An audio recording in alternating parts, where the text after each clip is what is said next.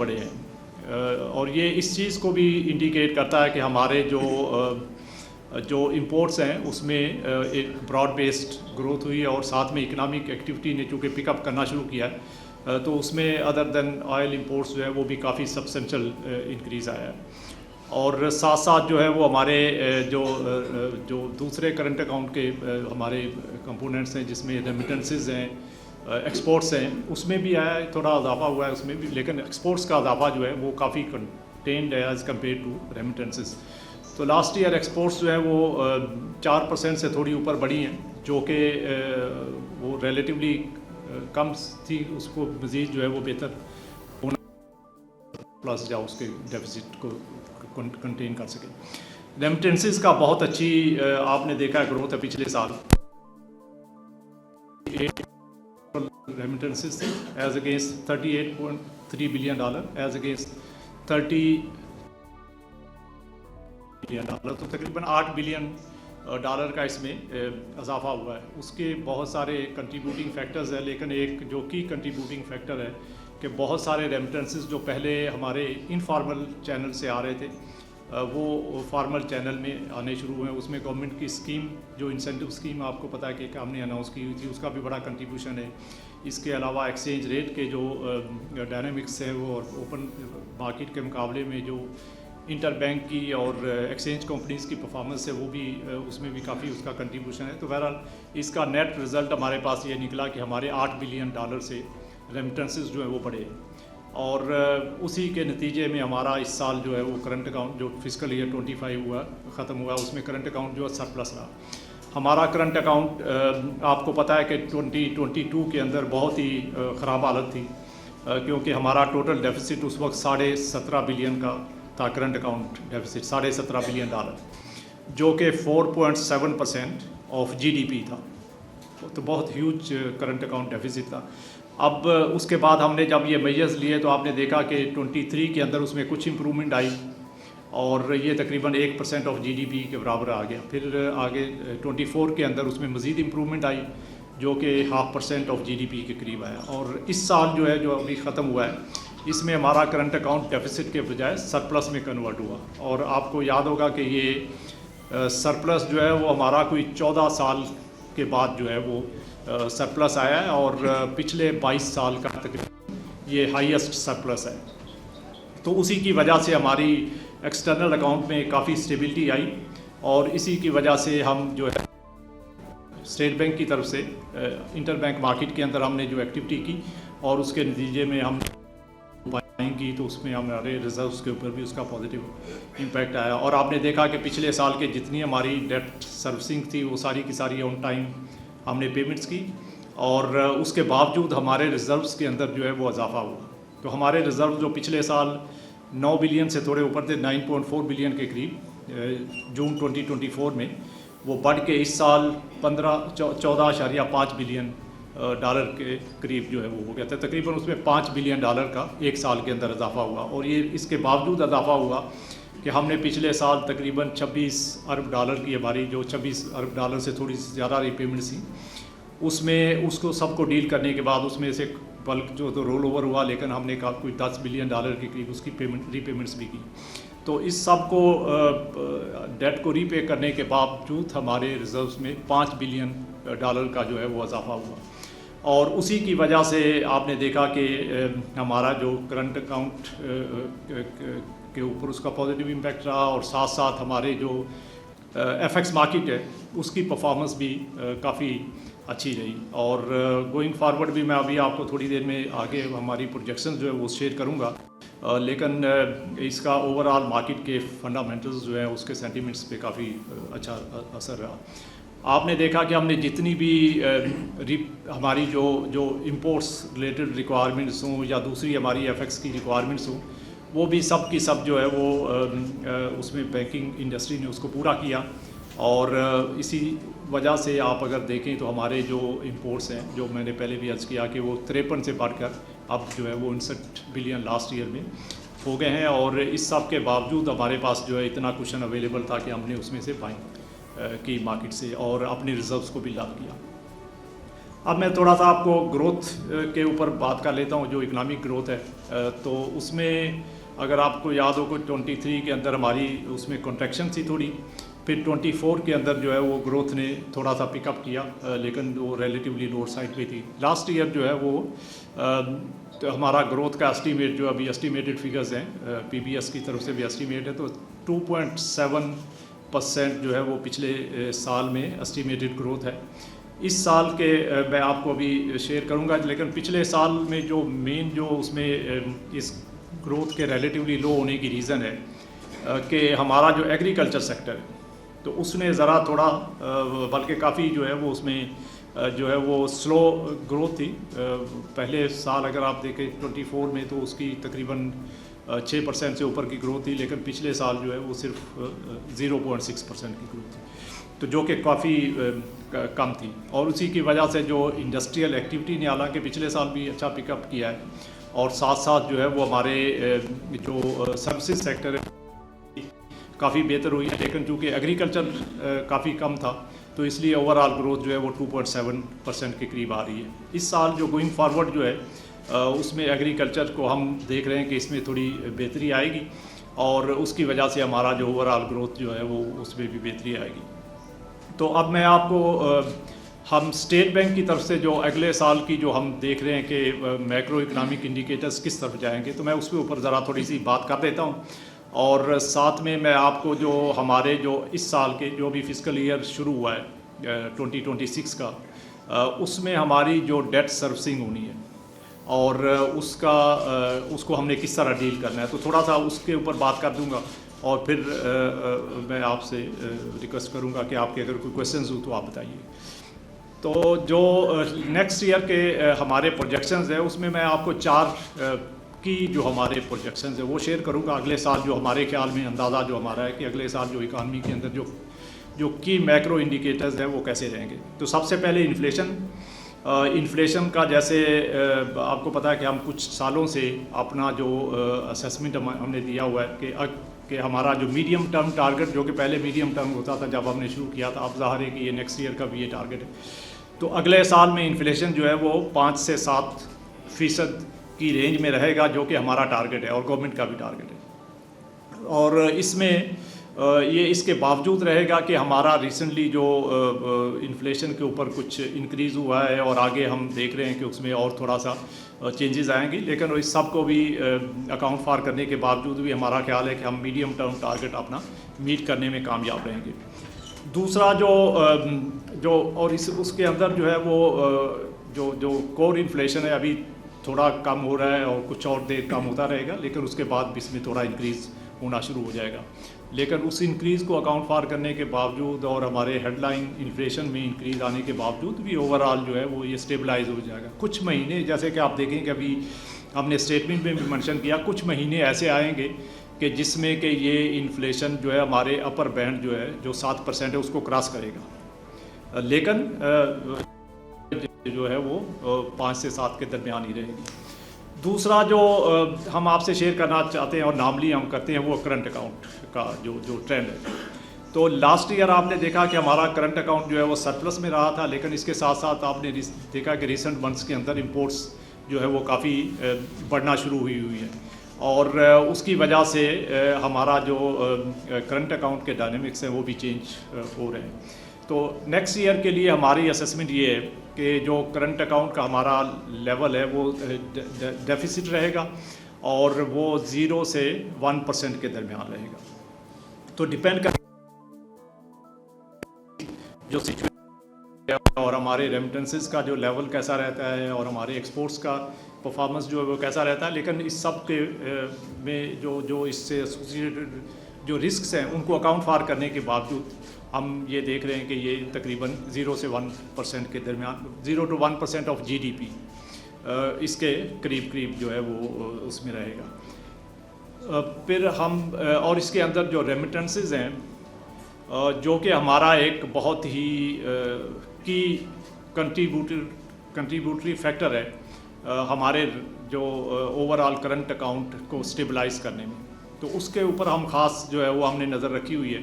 और पिछले साल तो बहुत एक्सेप्शनल साल था क्योंकि उसमें काफ़ी सारी डाइवर्शन, जैसे मैंने पहले कहा, हुई from informal to formal market, और कुछ जो है वर्कर्स हमारे भी गए तो उसकी वजह से भी। लेकिन इस साल के अंदर उतनी ज़्यादा तेज़ी से ग्रोथ तो नहीं होगी, लेकिन हमारा ख्याल ये है कि ये 38 बिलियन जो है ये 40 बिलियन से ऊपर चला जाएगा।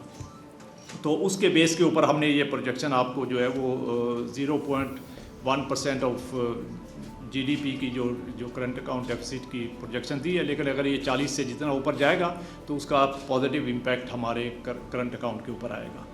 और साथ साथ जो ग्रोथ है हमारा GDP growth, real GDP growth, उसमें नेक्स्ट ईयर के लिए हमारा ख्याल ये है कि हमारी ग्रोथ जो है वो 3.25 से 4.25% के दरमियान रहेगी। पिछले साल के 2.7% के मुकाबले में अगले साल 3.25 से 4.25 रहेगी। उसमें एग्रीकल्चर का कंट्रीब्यूशन जो पिछले साल सिर्फ 0.6% था, हम देख रहे हैं कि इसमें जो है वो इजाफा होगा। और उसकी रीज़न मेनली यही है कि हमारी मेन जो क्रॉप्स हैं, बड़ी हमारी जो क्रॉप्स होती हैं, उसमें ये अभी जो रिसेंट जो बारिशें और पानी की जो अवेलेबिलिटी बेहतर हुई है, तो उसके नतीजे में उस पर पॉजिटिव उसका इम्पैक्ट आएगा। और उसकी वजह से एग्रीकल्चर जो है पिछले साल से बेहतर परफॉर्म करेगी। लेकिन 2024 से स्टिल जो अभी काफ़ी जो है वो कम रहेगी।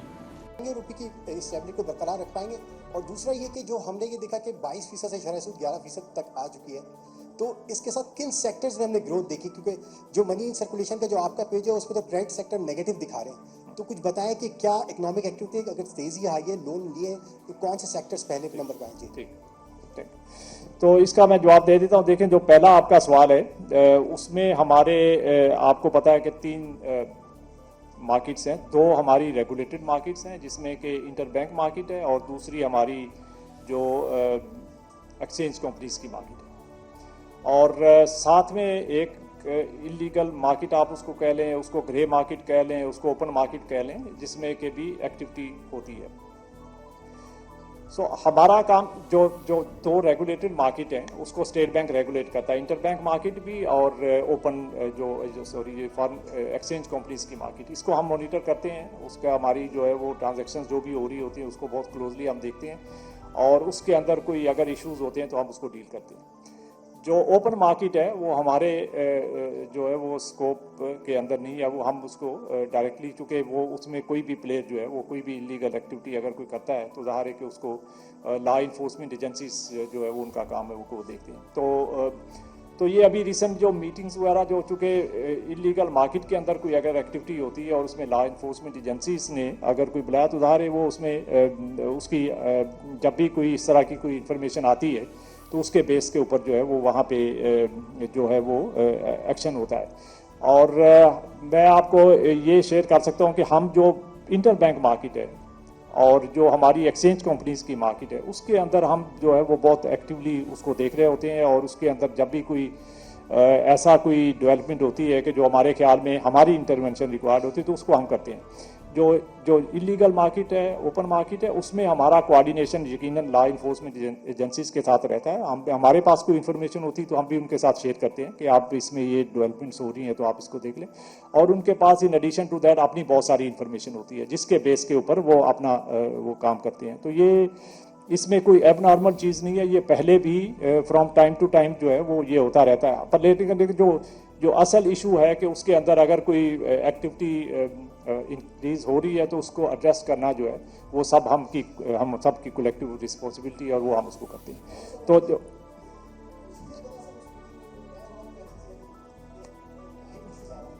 जी, उसमें मसलन गोल्ड स्मगलिंग के ऊपर अगर कोई इश्यूज हैं तो वो उसको एड्रेस किया जाएगा। उसकी मीटिंग होगी वहाँ पे गवर्नमेंट के लेवल पे, और उसको देखा जाएगा। जो बाकी की इलीगल मार्केट के अंदर जो डिमांड बढ़ी है तो उसमें अगर स्मगलिंग रिलेटेड कोई इश्यूज हैं तो उसको देखा जाएगा।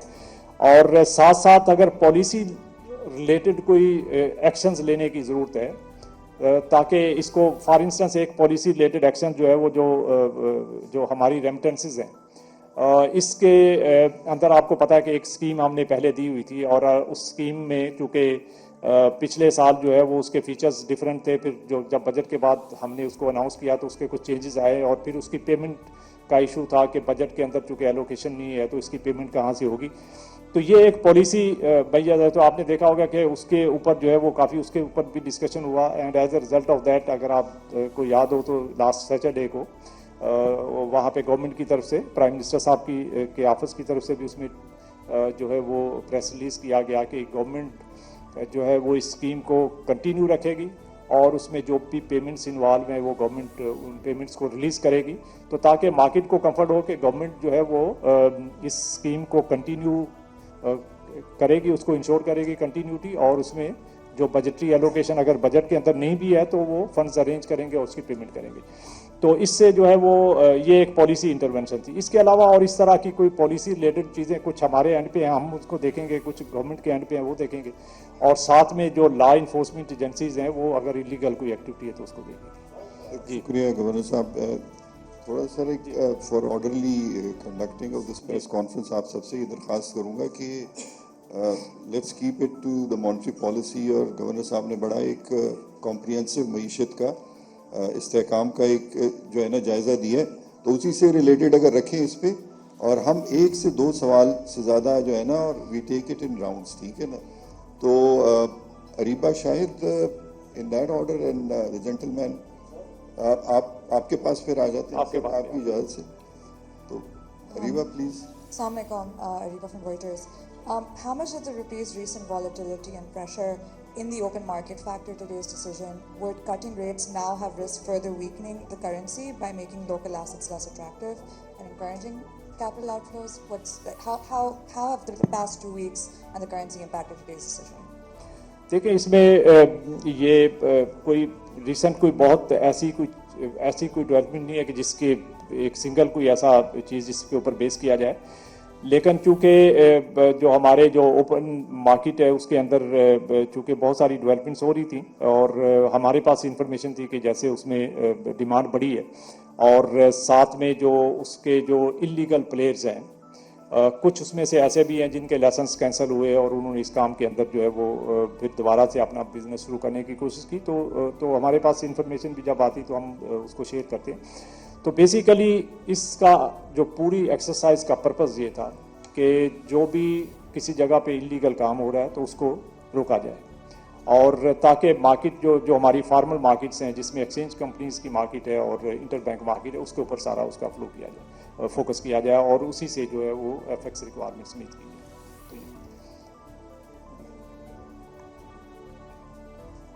तो यहाँ पे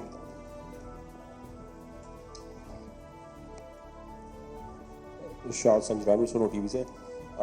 हमने देखा कि जो खित्ते के मुल्क हैं, श्रीलंका हो, बांग्लादेश, इवन नेबरिंग कंट्री की इंडिया, वहाँ पे सिंगल डिजिट पे हैं शरह सूद, जो क्योंकि हम बिजनेस कम्युनिटी से मिलते हैं। आज भी उनको बड़ी उम्मीद थी कि स्टेट बैंक जो है कुछ कमी करेगा, और सिंगल डिजिट का गवर्नमेंट ने भी बल्कि वादा किया हुआ है। इवन जनरल आसिम मुनीर भी बिजनेस कम्युनिटी से मिले थे, उन्होंने वादा किया था, बट स्टिल हम देख रहे हैं कि बांग्लादेश में 7 to 8% है, या फिर सिंगल डिजिट में श्रीलंका भी इवन 7% है। तो हम जब इंक्रीज करते हैं शरह सूद तो बड़ी तेज़ी से, जिस तरह पेट्रोलियम मसनूआत की कमी करते हुए स्टेट बैंक बहुत वो हम देखें कि उसमें है अपना गैर मुतजलजल, और उसको किस तरह आप सिंगल डिजिट पे लाएंगे। और ये चीफ ऑफ आर्मी स्टाफ ने वादा भी किया था बिजनेस कम्युनिटी, क्योंकि कॉन्फिडेंस जो है तभी बढ़ेगा जब आप सिंगल डिजिट पे लाएंगे। क्या कहेंगे जी?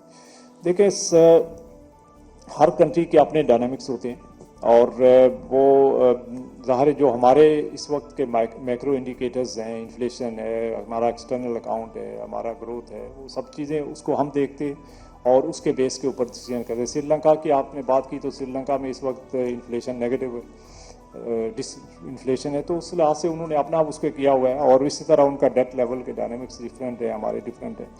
तो हर कंट्री अपनी सिचुएशन को देख के उसमें फैसला करती है। आपको अगर याद हो कि 2022 के अंदर हमारा एवरेज इन्फ्लेशन जो है वो जो लास्ट क्वार्टर में हमारा जो पॉलिसी रेट है 13.75% था, 14%, लेकिन उस वक्त ग्रोथ हमारी 16% थी। तो policy rate is one factor जो कि ग्रोथ के ऊपर और हमारे जो इकानमी जो फैक्ट उसको इन्फ्लुएंस करता है, but there are many other factors also. So हमने पिछले ये जून 24 में स्टार्ट किया था कट करना, उस वक्त 22% था, और अभी 11% पे हैं। तो इसका मतलब ये हुआ कि पिछले तकरीबन एक साल के अंदर जो है वो हमारा पॉलिसी रेट जो है वो 22% से कम होके 11% पे आ गया, आधा हो गया। और हमें ये भी पता है कि उसका इम्पैक्ट जो है वो अभी रिसेंट आप ये समझ लें कि पिछले 4-3 माह में आना शुरू हुआ है और आगे आने वाले महीनों में उसका इम्पैक्ट आएगा और हमारी इकोनॉमिक एक्टिविटी उसके ऊपर पॉजिटिव इम्पैक्ट आएगा। और ये इसके बावजूद है कि हमारा एग्रीकल्चर का ग्रोथ जो है वो काफ़ी उसमें स्लो डाउन हुआ है। तो जो आप इंडस्ट्रियल एक्टिविटी को देखें और आप सर्विसेज सेक्टर को देखें तो उन दोनों के अंदर जो है वो आपको बहुत मोमेंटम जो है वो बिल्डअप होता नजर आएगा। इवन आपका जो लार्ज स्केल मैन्युफैक्चरिंग है जो कि पिछले कई महीनों से नेगेटिव था, उसमें कंट्रैक्शन हो रही थी और पिछले 2 माह के अंदर जो है वो उसमें भी जो है वो उसने भी पिकअप करना शुरू किया और उसमें ग्रोथ आई है। तो ये इसका इम्पैक्ट आप देखेंगे कि ये ऑलरेडी जो रिडक्शन हुई है ये इसका इंशाल्लाह आगे आने वाले वक्त के अंदर आपको उसकी रिफ्लेक्शन नज़र आएगी। और मैं पहले भी ये कई दफ़ा बात कर चुका हूँ कि हमने ग्रोथ इस तरह करनी है कि उसको हम सस्टेन कर सकें। जंप लगाने से और फिर वापस आने से आपकी एवरेज ग्रोथ आप अगर आप देखें पिछले 30 साल की ग्रोथ निकाल के देख लें आप तो लेस देन 4% है। पिछले 10 साल में भी देख लें तो 3.5% के करीब है। ये आपको उसको एवरेज आप उसकी देखें और उसके बाद इस तरह के फ्लक्चुएशंस और वोलेटाइल ग्रोथ जो है वो it will not be good for the country. आपको ग्रोथ जो है वो उसका सस्टेनेबल रखनी है कि जिस लेवल को हम अचीव करें तो उससे बेहतरी की तरफ जाएं और सबसे बढ़ के ये कि मार्केट के अंदर जो है वो आपके स्टेबिलिटी नज़र आए और उसका मार्केट के ऊपर इम्पैक्ट आपकी जॉब ग्रोथ के ऊपर और दूसरे जो आपके इंडिकेटर्स हैं उसके ऊपर पॉजिटिव इम्पैक्ट आए। अगर हम इस चीज़ को इंश्योर कर लेंगे और ग्रोथ मोमेंटम को उसकी कंटिन्यूटी को इंश्योर कर लेंगे और आगे उसमें मज़ीद बेहतरी करेंगे तो उसके साथ साथ जो है वो बाकी चीज़ें भी बेहतर होंगी। जी मैं ख्याल है इस साइड से इरम को देते हैं फिर जुनेद को। Sir we take a couple of questions sir.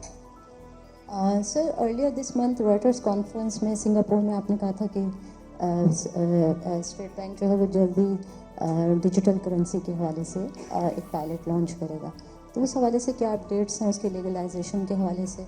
तो अगर कुछ अपडेट्स हैं तो वो शेयर कीजिएगा। Thank you. तो इसके ऊपर हम काम कर रहे हैं और ऑलरेडी हमने इंटरनल इस पे एक तो पहली बात ये कि हमने अपनी भी इसमें काफ़ी कैपेसिटी बिल्डअप करने की कोशिश की है, अपनी टीम की ट्रेनिंग और उसमें काफ़ी फोकस किया। और दूसरा हम इसके ऊपर शुरू में एक पायलट जो है वो करने का इरादा रखते हैं और उसके ऊपर हमारा काम चल रहा है।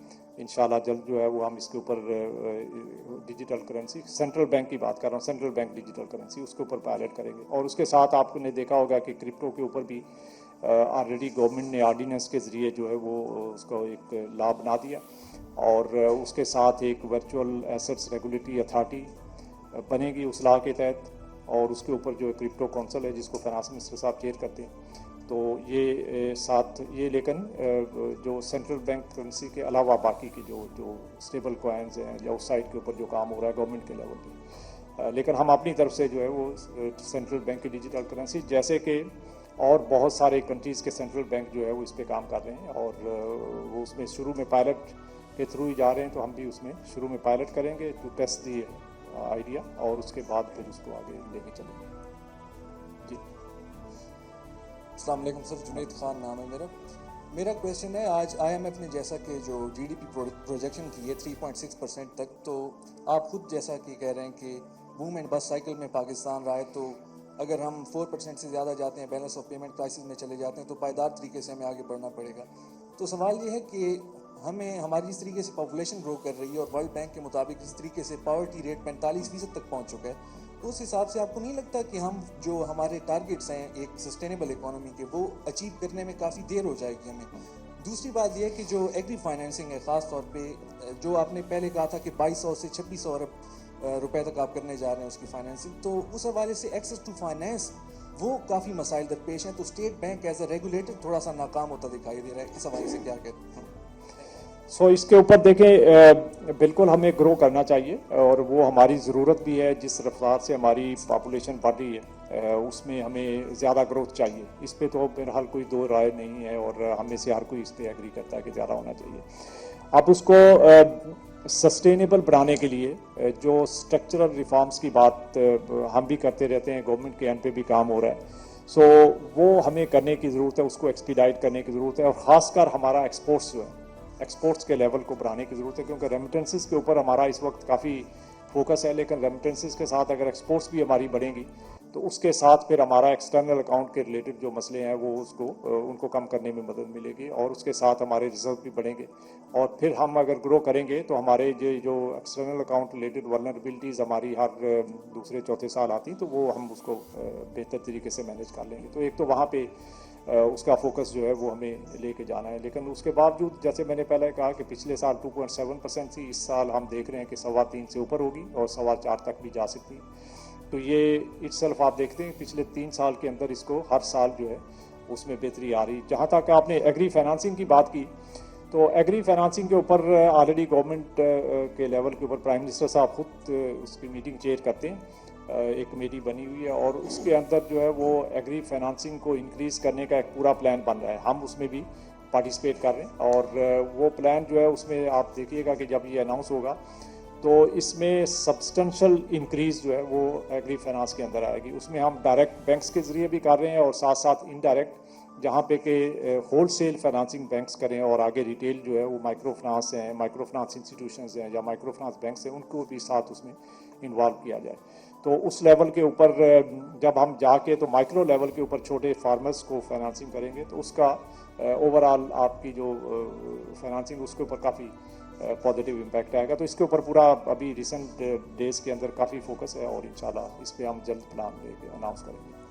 मिल रहे हैं तो क्या बैंक सारे मिलकर फिर दोबारा गेम कर रहे हैं और उसको कैसे कंट्रोल करेंगे, एक ये बता दीजिए। दूसरा आपने कहा था कि इस साल दिसंबर तक नए नोट्स आ जाएंगे, कोई एक डिनोमिनेटर आ जाएगा, तो अगर इस साल कोई आ रहे हैं तो जरा उसका एंड पर बता दीजिए। Thank you very much. I think imports के ऊपर तो तकरीबन हर दफ़ा ही आपसे इंफॉर्मेशन शेयर करता हूँ और उसमें कुछ छुपाने वाली तो बिल्कुल बात भी नहीं है क्योंकि इकनॉमिक एक्टिविटी को कंटिन्यू करने के लिए और उसमें ग्रोथ करने के लिए ज़ाहिर है जब इकानमी ग्रो करेगी तो उसमें हमारे इंपोर्ट्स जो है वो भी ग्रो करेंगे और उसके लिए हमें तैयार अपने आप को करना। और इसीलिए आपने देखा कि हमने इन्फ्लोज़ के ऊपर काफ़ी पिछले साल भी फोकस किया और हमारे इन्फ्लोज़ जो है वो रेमिटेंसेस से तकरीबन $8 बिलियन से उसमें इजाफा हुआ। लेकिन अगर ये जो आप बात करते हैं कि डॉलर ना मिलने वाली तो आप नंबर्स पे फोकस, मैं तो बार बार कहता हूँ कि आप सुनी सुनाई बातों पे ना जाएं, आप नंबर्स पे फोकस करें और नंबर्स आपको ये बताते हैं कि हमारा 24 के अंदर जो टोटल इंपोर्ट्स थी वो $53 बिलियन थी। जो 25 का ईयर हुआ है तो उसमें हमारे टोटल इंपोर्ट्स $59.1 बिलियन है।